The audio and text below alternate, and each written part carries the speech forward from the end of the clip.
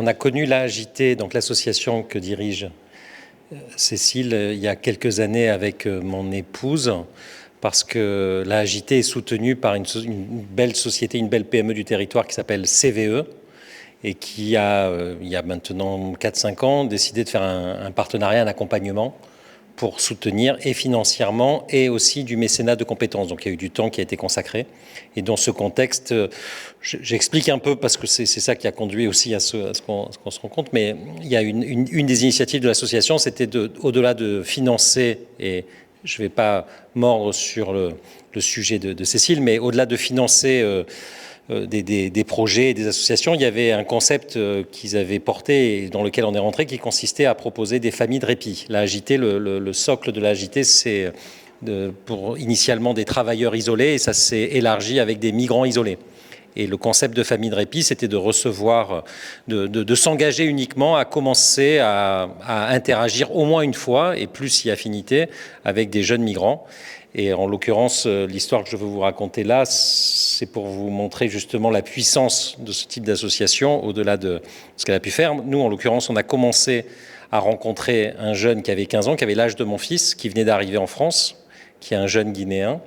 Et aujourd'hui, ce jeune, il a l'âge toujours de mon fils, il a 23 ans, et il est intégré, il vient d'avoir ses papiers pour 4 ans, il est en CDI, il est boulanger dans la meilleure boulangerie d'Aix-en-Provence, et il vient d'être papa.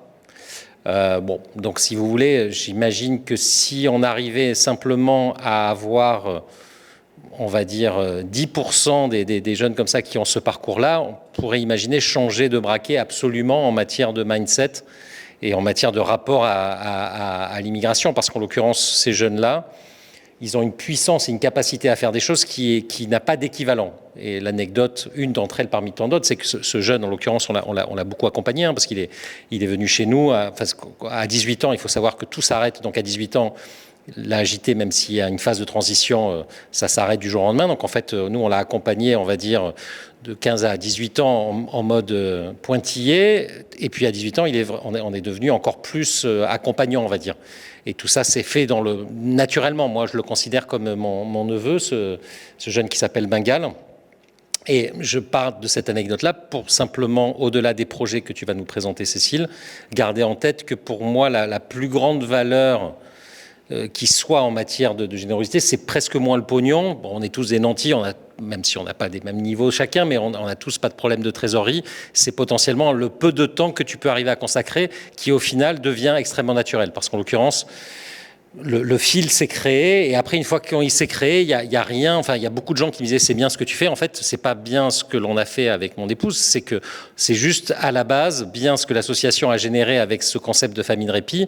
Et au-delà de la première rencontre, tout le reste a été fait de manière très naturelle, et on a reçu 1000 fois ce que potentiellement on a donné, quoi. Et donc, je pense que j'espère peut-être que la vidéo de ce petit témoignage, parce que je sais que David y tient pas mal et booste beaucoup, mais en tout cas, à minima, ce que je veux mettre dans votre esprit, c'est l'idée que si d'aventure, au-delà des projets que tu vas nous présenter, Cécile, il y a un truc à retenir, c'est que ce concept de famille de répit continue. Nous, on l'a reproduit avec un autre jeune. Ça a été très sympa, mais ça n'a pas généré la même chose. Mais en tout cas, il ne faut pas s'interdire que même si ça ne marche pas, c'est aussi une expérience. Et en l'occurrence, je l'ai fait à 2-3 reprises. Et quand ça marche, en tout cas, c'est un cadeau énorme. Voilà, the floor is yours. Merci, Cécile. Je suis directrice générale depuis 1 an dans cette association. Donc cette association, elle est un peu un mi-chemin entre l'économie sociale et solidaire et la délégation de services publics. Donc en fait, elle est née, je vais vous mettre, pardon. Donc elle est née il y a 72 ans suite à l'appel de l'abbé Pierre en 1954. Et à l'époque, c'était surtout dirigé vers des jeunes ruraux qui arrivaient à Marseille pour trouver du travail. Et donc, c'est des notables de Marseille qui avaient pensé à des solutions d'hébergement pour ces jeunes. Donc, c'était le début des foyers de jeunes travailleurs à cette époque-là. Depuis, l'association a beaucoup grandi.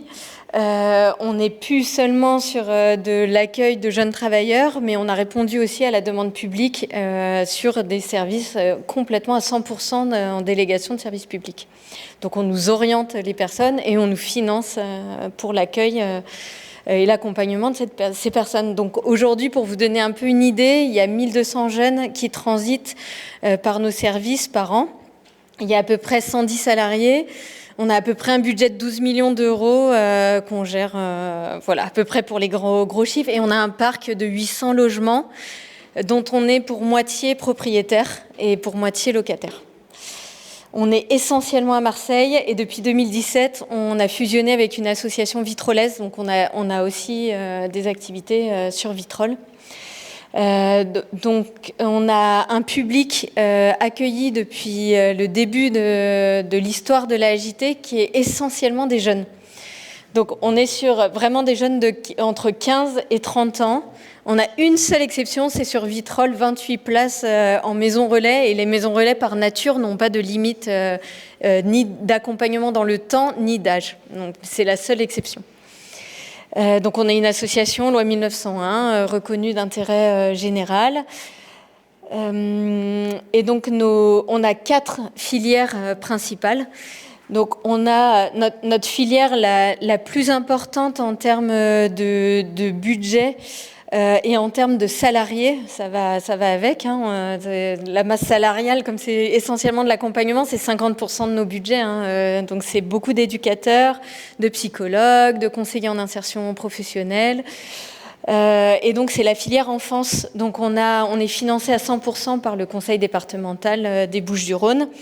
On a 114 places en MEX et on a 90 places en service qui a été créé donc après que vous ayez reçu ce jeune, parce que c'était justement pour pas qu'il y ait une coupure brutale à 18 ans dans l'aide sociale à l'enfance et que ces jeunes puissent être accompagnés au-delà jusqu'à 21 ans. Donc il y a toujours le couperet qui tombe, mais un peu plus tard, ce qui laisse le temps aux jeunes de gagner en autonomie. Donc ça, c'est la première filière. Ensuite, en termes d'importance de budget, on peut parler de la filière hébergement. Donc là, c'est la dette, c'est l'État qui nous finance. Et c'est de l'hébergement d'urgence et aussi de l'insertion, de l'hébergement pour des personnes qui sont en voie d'insertion. Donc c'est les appels du 115 pour vraiment de la mise à l'abri, des gens à la rue qui sont mis à l'abri et des gens qui sont en processus d'insertion mais qui ne pourraient pas avoir un logement, qui n'ont pas un revenu suffisant pour avoir un logement. Donc là, c'est le SIAO qui nous oriente ces jeunes. Donc on a à peu près 140 places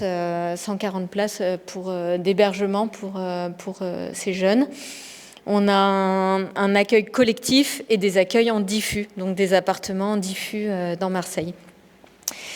Et ensuite, on a la filière asile. Donc ça, c'est un centre d'accueil de demandeurs d'asile. Donc là, on a 90 places. Donc là, c'est que des jeunes, mais on accueille aussi des familles. Donc on a à peu près 40 personnes seules et on a à peu près 50 membres de famille avec souvent des enfants de moins de 3 ans qui arrivent en France. Et donc nous, on les héberge et on les accompagne au niveau juridique. L'équipe d'accompagnement est essentiellement constituée de juristes qui les aident à travailler leur récit de vie et à avoir à obtenir l'asile et le statut de réfugié. Donc c'est un accueil à peu près d'1 an et demi sur nos différents lieux de prise en charge. Donc ça, ces 3 filières, c'est vraiment de la délégation de services publics, donc c'est vraiment 100% de financement étatique. Et ensuite, on a la filière donc historique, qui est la filière habitat, qui ressemble à l'économie sociale et solidaire. Et donc là, on a des résidences sociales, on a des foyers de jeunes travailleurs, une maison relais. Et donc là, c'est aussi du logement qui a vocation à être temporaire. C'est un coup de pouce pour des jeunes travailleurs ou des étudiants en apprentissage qui ne peuvent pas encore financer des loyers dans le secteur privé et qui sont du coup logés. C'est du logement accompagné. Donc ils ont donc ils ne payent pas un loyer, ça s'appelle une redevance. Mais on les accompagne dans la stabilisation de leur situation. Donc nous avons, donc là, enfin juste une petite parenthèse sur les financements. Donc là, aujourd'hui, on est à peu près à 70% de financement d'État et 30% de fonds propres qu'on a grâce aux produits des redevances, enfin des loyers. Et vu l'état des finances publiques, vu la stagnation de nos prix de journée, etc., on s'est dit avec les administrateurs qu'il fallait qu'on renforce notre gestion propre, qu'on ne pouvait pas être à 70% dépendant des fonds publics. Donc notre objectif, c'est de rééquilibrer à 50% la gestion propre et la gestion contrôlée et de gagner sur notre parc propriétaire. Notre parc de logements propriétaires, parce que tous les usagers sont hébergés par nous. On n'a pas d'accompagnement sans hébergement. Donc on a un vrai enjeu à maintenir un parc immobilier. Et donc on a eu 2 opportunités en même temps, donc ce qui est assez lourd à porter pour une association qui est... on n'est pas une grosse association, on n'est pas la Croix-Rouge ou le groupe SOS, on est une petite association très locale. Mais on a eu 2 opportunités là qui sont ouvertes à nous et on a envie de mener ces 2 projets. Donc une première qu'on a appelée le Tremplin, qui se situe dans le 4e arrondissement de Marseille et qui répond à un appel à manifestation d'intérêt de commun État, métropole, ville de Marseille pour créer 1000 nouvelles places de foyers de jeunes travailleurs sur les Bouches-du-Rhône. Et donc nous, on a répondu pour 10% de l'appel à manifestation d'intérêt et on a été retenus, on a déjà notre agrément donc pour accueillir 104 jeunes dans le 4e. Et donc je vais rentrer plus dans le détail ensuite. Et le deuxième projet, donc je sais pas si vous connaissez ce bâtiment là qui est sur Boulevard National, mais en fait c'est l'ancien siège de la Logirem. Donc qui a été absorbé par Erilia et qui, du coup, a des nouveaux bureaux. Ils ont délocalisé leurs bureaux pour avoir plus d'espace. Et donc, ces bureaux qui sont en proximité directe, en fait, de notre siège et de nos autres hébergements, étaient une énorme opportunité pour nous, du coup, de pouvoir les accueillir. Donc, il y a 3000 m² de bureaux qu'on veut transformer en hébergement. Donc là, bon, elle est un peu dense ma slide, mais donc là c'est le projet Le Tremplin. Donc déjà un foyer de jeunes travailleurs, qu'est-ce que c'est? Donc c'est vraiment de l'accueil, de l'information, de l'orientation des jeunes, une aide à la mobilité et une aide à le but ultime, c'est l'accès à un logement autonome. Et donc, on a des accompagnateurs qui aident au quotidien les jeunes dans leurs projets, qui aident à les concrétiser. Nos chiffres, par exemple, en 2024, pour vous montrer un peu nos résultats et notre impact. Donc, on a à peu près 70% des résidents qui ont entre 18 et 24 ans. Il y en a beaucoup qui sortent de l'aide sociale à l'enfance, parce qu'on reste quand même essentiellement sur un public migrant primo-arrivant. Et on a à peu près la grosse majorité des jeunes qui sont soit en contrat d'apprentissage pour presque la moitié, et l'autre moitié, en fait, ils ont des contrats en CDI, CDD ou intérim. Donc, ils sont tous en activité. Enfin, de toute façon, ils payent une redevance. C'est pas à la hauteur d'un loyer, mais ils doivent tous les mois payer leur redevance.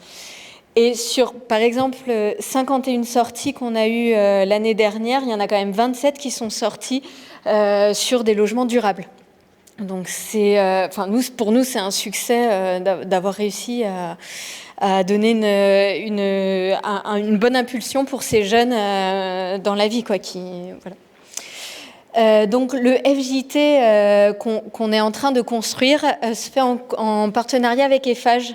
Donc c'est un contrat de promotion immobilière qu'on a signé avec eux parce qu'on a surtout un intérêt à figer le coût du projet. Vu qu'on dépend de financement, tout ce qu'on ne met pas dans notre financement au départ ne sera pas financé ni par la banque, ni par l'aide à la pierre ou autre. Donc on a signé ce CPI avec Eiffage. Le permis de construire a été déposé fin janvier. Et donc, le public nous cible qu'on attend, c'est vraiment des jeunes de 16 à 30 ans, donc des jeunes travailleurs, des jeunes en formation, des étudiants, des jeunes en parcours d'insertion professionnelle, des jeunes migrants ou réfugiés statutaires, ou des jeunes en situation de vulnérabilité. Donc, il faut savoir que c'est des logements où, quand on a répondu à l'appel à manifestation d'intérêt, l'État a voulu qu'on ait 20% des places pour un public particulièrement précaire. Donc, ça s'appelle du PLAI adapté. Et c'est un public avec des loyers encore plus modérés que dans le foyer de jeunes travailleurs. Donc, on y a évidemment répondu.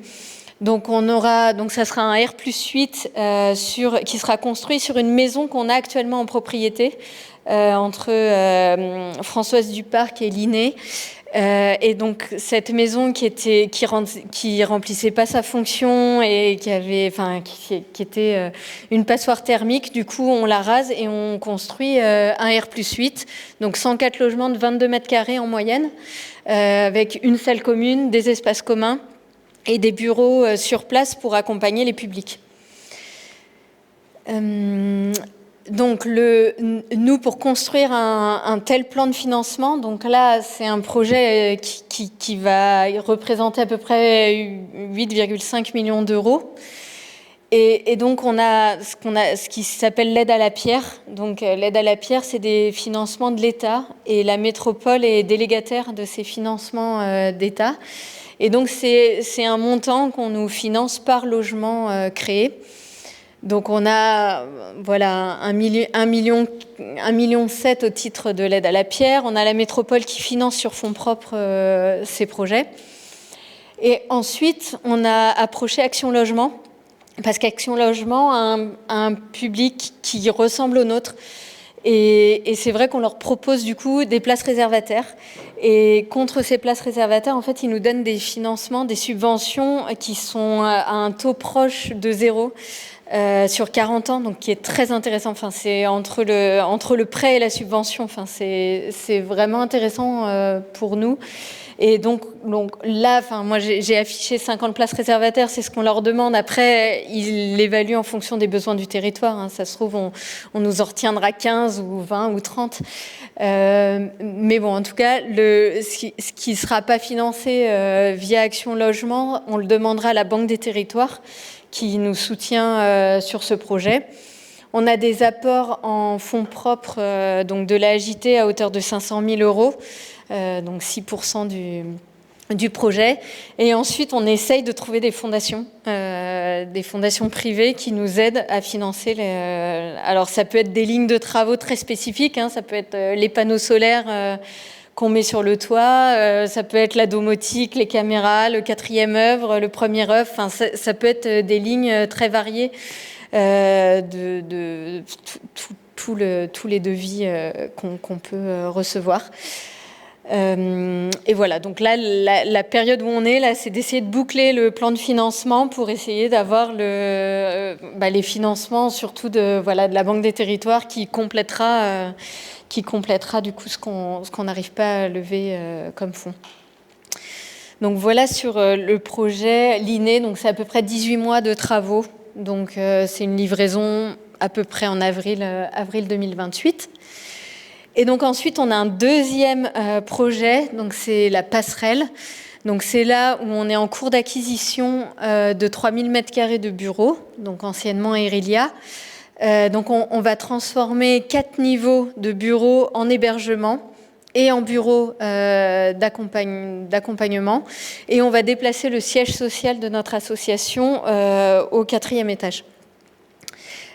Donc il y aura 90 usagers du centre d'accueil de demandeurs d'asile qui se situeront sur 3 niveaux, et il y aura des appartements autonomes pour des jeunes du CHRS qui sont en voie d'insertion.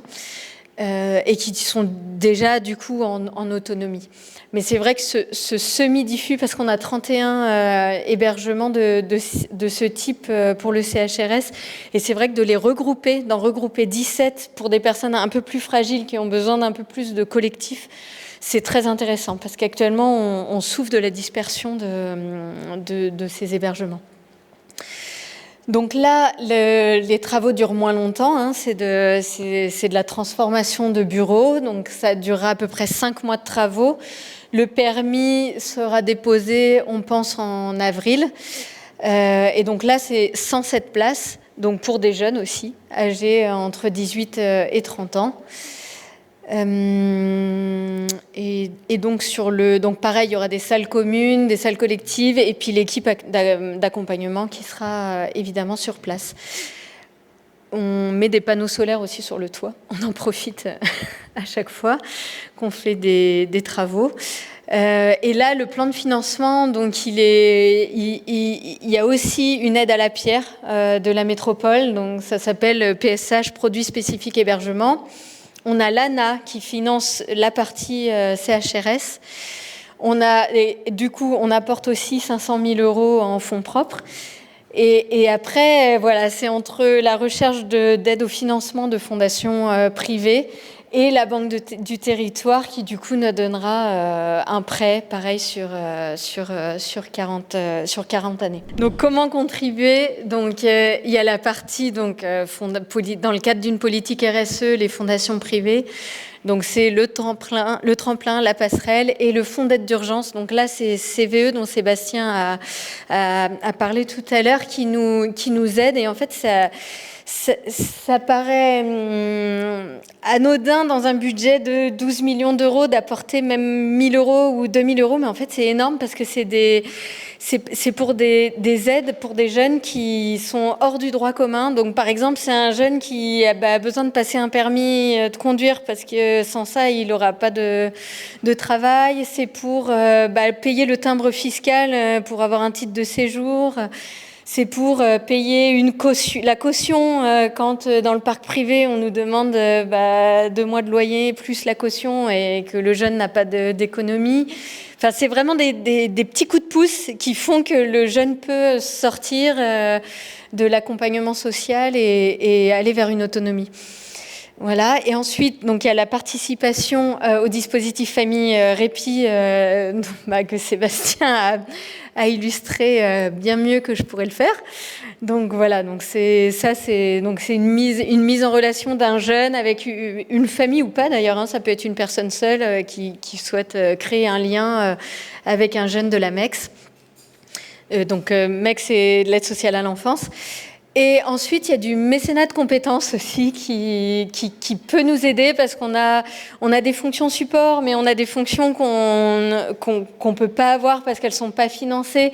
Donc, par exemple, en termes de système d'information, on n'a que 2 ETP et en fait, c'est très peu 2 ETP. Ils font de tout. Ils font aussi de la qualité, ils sont sur du hardware, software, enfin ils peinent à 2. Et c'est vrai que là on a envie de mettre en place 2 logiciels là, de gestion locative et de gestion des temps, et c'est compliqué de dégager du temps pour des projets annexes. Les missions HSE. On est à la peine en ce moment sur des missions HSE, du conseil juridique, fiscal et de l'entretien du parc de logement, quoi. On a une équipe logistique en interne, évidemment, hein, mais pour gérer le parc de 800 logements. Mais c'est énorme, quoi. Il y a 6 personnes en logistique et comme il y a beaucoup de rotation en plus, les jeunes restent ça dépend des dispositifs, mais ils restent en moyenne 1 an et demi. Donc il y a quand même beaucoup de rotation. Il faut remettre à neuf les logements. Donc c'est vrai que ça, les travaux de peinture, menuiserie, électricité, plomberie, enfin ça, voilà. Voilà, je suis arrivée au bout. J'ai bien dépassé le temps.